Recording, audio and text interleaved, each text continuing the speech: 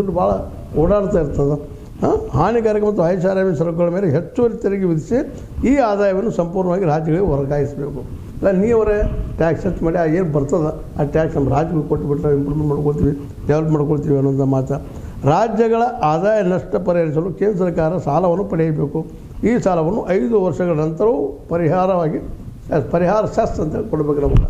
ಅದು ನೀವು ಸಾಲ ತೊಗೊಂಡಿಲ್ಲ ಅದು ನಮ್ಗೆ ಕೊಡ್ರಿ ಅನ್ನುವಂಥ ಮಾತಾಡ್ತಾ ಇದ್ದಾರೆ ರಾಜ್ಯಗಳು. ಮುಂದೆ ರಾಜ್ಯಗಳಿಗೆ ಪರಿಹಾರವನ್ನು 2024-25 ಹಣಕಾಸು ವರ್ಷದಿಂದಲೇ ನೀಡಬೇಕು. ವಾರ್ಷಿಕ ಶೇಕಡ 14 ದರದಲ್ಲಿ ಪರಿಹಾರ ನೀಡಬೇಕು. ಪ್ರತಿ ವರ್ಷ 14% ನಮ್ಗೆ ನೀಡಬೇಕು ಪರಿಹಾರ. ಇದನ್ನು ಅಂತ ನಾವೇನು ಉಳಿಯೋಕ್ಕೆ ಸಾಧ್ಯ ಇಲ್ಲಾಂದ್ರೆ ನಾವು ಹಾಗೆ ನಷ್ಟ ಆಗ್ತಾ ಹೋಗೋದು, ಲಾಸ್ ಆಗೋದು, ಭರ್ತಿ ಮಾಡೋದು, ಎಲ್ಲಿದು ಮಾಡೋದು, ಹೆಂಗೆ ಮಾಡೋದು? ನಮಗೆ ಅವಕಾಶ ಇಲ್ಲಲ್ಲ. ನಮಗೆ ಸೆಸ್ ತೊಗೊಳ್ಳೋಕ್ಕೆ ಮಾಡಲಿಕ್ಕೆ ಯಾವ ಅವಕಾಶ ಕೊಡ್ರಿ?